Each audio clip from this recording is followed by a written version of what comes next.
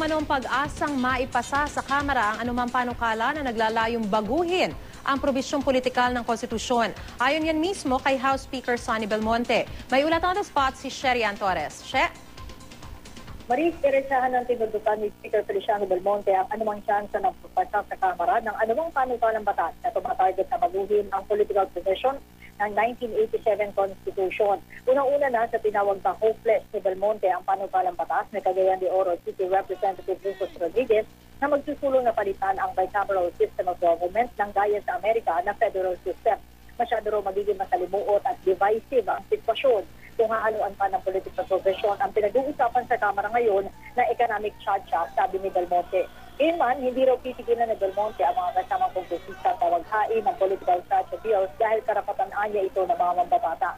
Pero hindi itinanggi ni Belmonte ang bintang ng Makabayan Bloc na sisilitan ang political amendment ang economic charge pag napunta na sa bicameral conference committee meeting.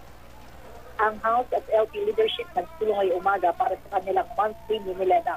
Dinalo sa pulong sina Senate President Franklin Drilon, Senate Majority Leader Alan Peter Cayetano, Senador Tito Soto, Speaker Feliciano Belmonte, House Majority Leader Neto Gonzales II at Marikina Representative Miro Timbo. Kasama rin daw dapat sa pulong sa Executive Secretary Capito Ochoa pero nasira raw ang siya nito kaya hindi nakarating, sabi ni Belmonte. Samantala sa pulong, pinag-usapan ng mga leader na magkabilang kapulungan ang itinatakbo ng mga nakahaing panukalang batas kasama na ang estado ng proposed 2.606 billion peso 2015 national budget.